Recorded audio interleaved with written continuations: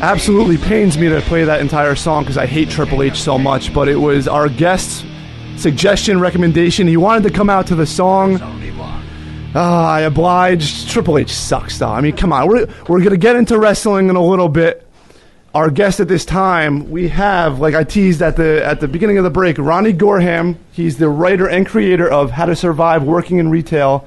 It's a comic. I actually have the comic in my hand right now. I think we're going to post the picture on our Twitter just so people could get a little bit of an insight into his style. But this is fantastic, man. Welcome to the show. Thank you. If you want to plug anything right now, I don't know if you, website, social media, you could do that at this time. Maybe 3guysmakingcomics.com. Can also find us on Instagram and Facebook. At that same address? At that same address? Yeah, same address. Awesome. Mm-hmm. Nice. So, from what I understood, and Lewis, you're good friends with Lewis, correct? Yes. Perfect. Now, from what I understand, you are a big wrestling fan. Yes, I am. Obviously, with the Triple H intro music, which just killed me to do. We're going to get into some, because we got a big pay-per-view on Sunday night. We're going to get into that later on. But what we want to know is your journey with comics, where you're headed. But first, I want to start with how you got started with writing this comic, How to Survive Working in Retail. Okay, so How to Survive Working in Retail started as a TV pilot idea I had back in 2007, 8. I'm going to say. And I met a guy back in 2009 by the name of Lisandro Di Pasquale, and he had done a book called El Negro, I'm going to say. It was about a black angel that fights crime and stuff. Nice. And he thought it would be a good idea if we took my idea for a TV pilot and make it into a book, and we both hated our jobs, so that's basically kind of how it got started. Nice. Now, he is the artist for the comic book, right? Yep. Okay, awesome. Where does he live now? Does he live close to you? He is in South America. Awesome. He's in South America, so Yes. how do you guys communicate as far as... We do everything via Skype and Facebook, FaceTime. So because of technology, you're able to work with somebody that far away. Do you ever feel, not frustrating, but you want them in the same room as you when you're working? Or is it kind of like, does this work for you? No, this works for us. Nothing basically gets greenlit until it goes through me, but it works. Yeah. Nice. So tell, I mean, me included, tell the audience what How to Survive Working in Retail is. It's basically a comic book about 5 people who share the same common, I'm going to say... Hate for working in retail? Yes, like... If you've ever seen the movie Clerks and the TV show Friends, if you put those two together, if they had a baby, then that would be How to Survive Working in Retail, basically. Nice. And how have you been doing with the comic book? What volume are you on? Currently on volume 10. Nice. I've done 9 so far. And the graphic novel is slowly coming together. Okay. Mostly because I've been lazy with the script writing, but getting back into that. And I heard you hired an agent. Like, how does that work? Did he approach you? Were you at a Comic-Con? I met, his name is Tony Shenton, out of Jersey City. I met him through another mutual friend at Comic-Con back in 2011. Mm-hmm. And basically, he doesn't usually take on people who have one book, because I only had the one book at the time, but he liked the title and he liked the artwork and stuff, so he took us on and he got our book in stores basically everywhere. From what does Brazil. An agent do? Okay, that's what he. Okay, he was traveling around with your comic book. Yeah. Okay, that's awesome. But he has like hundreds of clients though. But so he got our book in Seattle, Brazil, California. Do you know how he like approaches these stores? Like, does he just say, "Hey, listen," or do they know him? Is he like the Ari Gold? They kind of know him because he was an editor, I believe, for, I'm going to say, I'm not exactly sure, but I think DC. Okay. Like years ago. And I guess he had a lot of contacts and stuff, but he knows a lot of people, so that helps him get our books into a lot of different stores. Nice. So, Ronnie, I was reading your bio, because I obviously have never met you before today. Like I just said, you're good friends with Lewis. He sent me your bio, and when I was reading it, it's 1 or 2 pages long, and it struck me, I was captivated the entire time, because I'm reading it, and I'm just seeing there's so many similarities between you and comic books, and me, and I know Lewis as well, with radio, because we're both trying to get into the radio business. Yeah. We're both at Sirius XM right now. It's one of those things to where I know what's motivating me and him. It's the passion for doing it. And I just, when I was reading those words, it could have been written about me and him. So what's your motivation for comic book writing? Because I know it's not the easiest thing to succeed in. Definitely not easy. My motivation now is, I guess, my hatred for what I currently do. I don't exactly like working in regular job where someone's going to tell me when I can come, when I can go, when I can take lunch. So this is my one way out, basically, so to speak. It's funny because when I moved to Newark right after high school, I was actually living with Chris right after high school. Moving to Newark, culture shock because I'm coming from like a 98% white school to, you know what I'm saying, to Newark. So I go down to Newark and I'm like just kind of nervous, like, I'm really not used to the surroundings. In walks this tall black kid with glasses and a Metallica shirt on. I'm like, what is this doing walking around Newark with a Metallica shirt? Well, he's like, hey, what's up? I'm like, hey, what's your name? He's like, I'm Ronnie. I'm like, all right, Ronnie, I'm Louis. Nice to meet you. And I found myself a friend. There you go. Now, are you the boss of how many people do you have working? People working under you, or? There's basically 3 of us in total. There's my friend Lisandro and my brother Markel Wilson. Nice. And it started off with the 2 of us, and then my brother's really good in computers. I don't know crap about computers, so that worked out. And then they basically use Photoshop, Illustrator, and several other programs, and they make the book look all nice the way it is. It does look really nice, and I didn't realize that a lot of this takes place in New Jersey. I see Montclair, New Jersey here. Oh yeah, I had to represent New Jersey. That's being awesome. From New Jersey. Gotta love that. That's incredible. And just looking at the illustrations for the first time, it's very relatable. If I saw this, I would honestly pick it up and see what it was all about. So good job on that. Oh, thanks. As far as we talked about your motivation, I read in your bio there was some time that you took off from writing comics. Do you want to talk about can you talk about the reasons for that and the reasons for coming back? Let's see, children. There you go. How many children do you have? I have 5, soon to be 6. Soon to be 6. Congratulations, man. Congrats. 6. You know they make TVs now.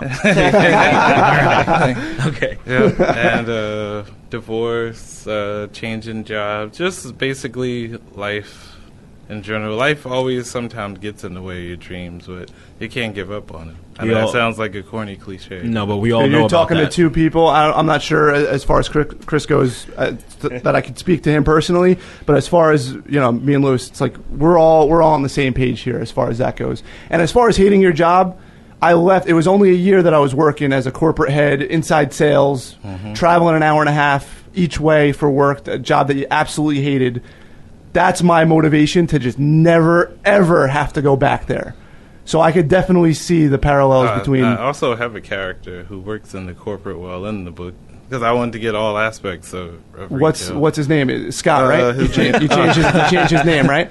Maybe. Now, we got to talk about the news that happened this week. I want to talk wrestling news now. If you have any other questions. Were you a big Dusty Rhodes guy? Growing up, yes. Because Dusty Rhodes is kind of the generation before me. Louis and Chris, if you don't know, Dusty Rhodes is an old-time wrestler that just passed away on Thursday, I believe. And, it's a shock to the wrestling world. Definitely a sad news. He was still involved. I don't know if you follow wrestling, NXT, basically the minor leagues of wrestling. Yeah, he was a big help over there. He was training some of the guys and mentoring some of the people over there. He did the booking. He does he puts people over, which means that he'll lose for the best of the business when he was wrestling. Okay, nice. So if it made sense for somebody else to win versus him, he didn't care. Nice. And if it made sense for him to say, hey, do this with your character, people will like it more, the crowd will connect more, he would do that. So to lose him is just... He actually helped some of the big guys, too, like The Rock, Shawn Michaels. When they first started and they didn't have confidence in themselves, he was one of the guys that told them, keep going, keep trying, you'll make it. And look at The Rock now. Yeah, he's huge. Oh, dude, maybe the biggest superstar. He's not bigger than Hogan, and I'm not saying wrestling ability or in-ring, but as far as superstar, you don't think The Rock's bigger than Hogan? I think no. As far as wrestling goes, as far as WWE wrestling goes, and I'm not talking about in-ring, I'm talking the whole package. No one's bigger than Hogan was. Hulk Hogan, definitely. Really? Okay. If there was no Hulk Hogan, I don't even think wrestling would be what it is today. There would be no WrestleMania. Hulk Hogan made WrestleMania. WrestleMania 3 versus Andre the Giant. Yeah. They made that happen. He had that big one, WrestleMania 9, when Bret Hart was wrestling Yokozuna, and then he got the manager Yokozuna threw that dust in Bret Hart's eyes, and he told Hogan came out of nowhere. He told Hulk to get in the ring, and Hulk comes in and pins Yokozuna and wins the title, and he wasn't even in the match. And he had two careers. It was Hollywood Hulk Hogan with the yellow and the red, and then all of a sudden he was in Hulkamania, not Hollywood. It was Hulkamaniacs with the yellow and the red, and all of a sudden he came back Hollywood Hulk Hogan with the NWO. He's a bad guy. He had two different careers. Yeah. Absolutely amazing. That was definitely a tangent. We were talking about Dusty Rhodes, and we get talking about Hulk Hogan. As far as the writing for wrestling goes, I know that it's done very well. Does that influence you at all? Like when you're watching, because since you've been a big fan for a long time, when you sit down to write your comic, is it like what really? Sometimes I think I could do even better. That's what keeps me motivated too. When you see some corny storylines, I could write way better than that. That's motivation to tell me I could definitely get my book out there if they're doing something that's corny at the time. Or some of the storylines in wrestling could be very, very predictable. Somebody that watches them as much as Ronnie does, I guarantee he's guessed or figured out what happened before it even happened. I can guarantee it. I mean, we got Money in the Bank on Sunday. Before we get into that, and we have to talk your love for Triple H. It doesn't make any sense to me. He's got some hatred. I would say it probably goes back to when he was in WCW and he was called John Paul Lafitte or whatever. I don't know. He was just always... That was a very long time ago. I'm really big on villains, and I like the whole villain role, and he's kind of always been a bad guy most of his career, so... I mean, I can't hate you on the song. The song is awesome. Yeah. And what Triple H is doing now with the whole authority, he's basically the new Vince McMahon. He's the new Vince McMahon in the ring and outside of the ring because he's taking over everything. Mm-hmm. NXT is all him. Mm-hmm. I don't know. Did you watch that E60 special? Behind the inside the ropes, something like I gotta get the name of it. No, it was all NXT, and it was 3 stories about guys that are either on the NXT roster now or on WWE roster now, and just like Kevin Owens. Yes, yeah. Triple H has his hand in every single thing that happens with WWE now, and I that's the guy I love. The wrestler, he always jumped on. No, he always jumped on. DX was Shawn Michaels. Everything that he did was just somebody else that he just rode the coattails on. Now, do you guys feel like, I don't really know the sport that well. Do you feel like he deserves to be in that position? Because a lot of people, when I was working at Sirius this past week, China came in. China came in. Oh, wow. She was talking a whole bunch of shit. Right? Oh, absolutely. And she was talking so much that X-Pac called in and was like, "You're bullshit. Like, stop bullshitting. Come on." And then later on, Triple H released a statement like the comments made by Lauren or whatever her real name is. Yeah, China. Oh, that's right. You don't do that. The comments made by her were completely false. She basically explained this whole story about Triple H and Stephanie and how basically that's why China can't get back into the WWE. So is it because he's close with Stephanie? China wouldn't even have a career in the first place if it wasn't for Triple H. So. And Triple H did marry the boss's daughter, and that was the gripe I had for him for a long time. But what he's doing now is the best work of his entire career. In the ring, I mean, he wrestles like maybe 2 to 3 times a year. Mm-hmm. The big WrestleMania, SummerSlam, he might come back. But what he's doing behind the scenes and then in the ring with his promos, absolutely amazing. I just wanted to add that when he does come back, he still wins because he just recently beat Sting. So. Yeah. He'll. But if you look to previous years, he lost to Daniel Bryan. So he does put the guys over. But there was no way he was taking a loss against WCW. There's no way. But going back on your writing, I mean, how long have you been doing this for? Writing comics, I'm going to say about 2008.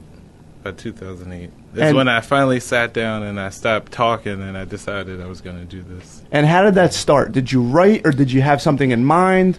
I had something in mind, and then I wrote like 1,000,001 different drafts, which took me like almost a year before I was satisfied with one version of a book that I like. That's the one problem with writing, and why I understand why it takes movies to get made, years before they make them, because as the writer, you want to get it right. So, you know.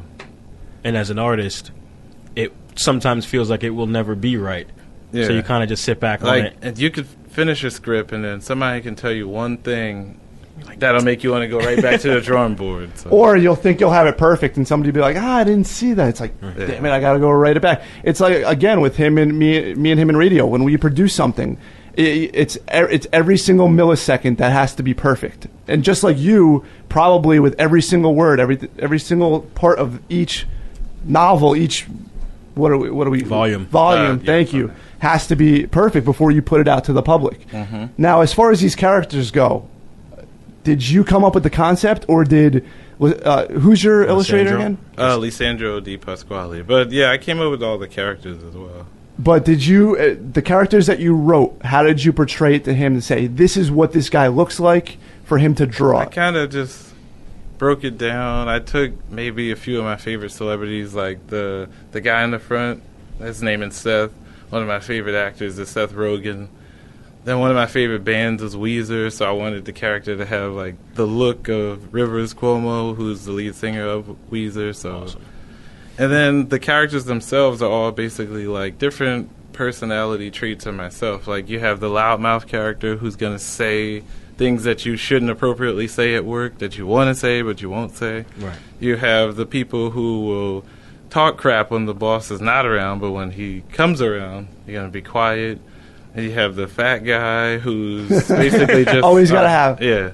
Do you feel like because I see that a lot of independent comics are getting bigger and bigger, getting more recognition? Do you feel that one day these independent comics will be bigger than your Marvel, your Capcom, your? I think so, based on because with the problem with those characters they do the same thing. Like how many times can Batman save Gotham City or Spider-Man? You know, which is kind of why they're changing up a lot of the storylines. Yeah, exactly. Okay, so the indie writers are writing stuff they're writing and doing stuff that you've never seen before. And this stuff The Walking Dead is a prime example of that. That came from Image Comics, which is an independent comic book company. And it's like one of the highest rated TV shows on TV. That's true. Absolutely. So just one more question before you go. Uh-huh. And I know, I think I do have another question as far as your writing goes, but I need to know your prediction. Money in the Bank, the ladder match, who's winning? That would probably be Roman Reigns. It's got to be, right? Mm-hmm. I was at Royal Rumble, this previous one, and we booed the hell out of him in Philly.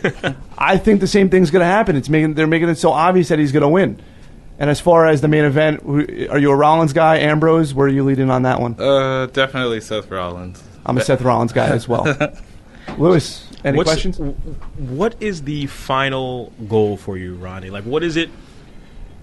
Genie comes tomorrow. I hit the lottery tomorrow. I'm like, Ronnie, whatever you want to do, what is it you're going to want to do? Well, hitting the lottery, I would think I would take it globally, where I'd just start my own branch of independent comic book company called Three Guys Making Comics. Okay. So if you hit the lottery, see, that's another thing. You hit the lottery tomorrow. You walk out of this studio and you hit the lottery. You're still writing comics. Yeah, I'm still doing it. You're just not working anywhere else. You want to do what I got you. Now and then I can help other people who are trying to get their stuff done out there. Now, would you jump into movies? Oh yeah, probably, definitely. And so you have 9 out right now. The 10th one, is it kind of like a season in a TV show, or is it ongoing? Sort of. Once they're combined as a graphic novel, then they'll be called seasons rather than volumes. Nice. Okay, awesome. Nice. Ronnie, really appreciate you coming in. That's Ronnie Gorham from Three Guys Making Comics. The hit, How to Survive Working in Retail. Great Ronnie, comic book. Get out there and read that. Thank you for coming in, man. We're gonna post everything that we can to our social as far as the artwork goes. Okay. But if you want to read it, you got to go buy it. Yep. How about that? and if Ronnie, if you need some help, I can never creatively. Say, I got you. Creatively. You got it. More than welcome to put like a BOOFshow, maybe. Right. Yeah. BOOFshow logo somewhere. Like And it's only $2, so go out and buy 20 copies. Hell yeah. Hell yeah. Ronnie, thanks for coming in, man. No problem. Ronnie G.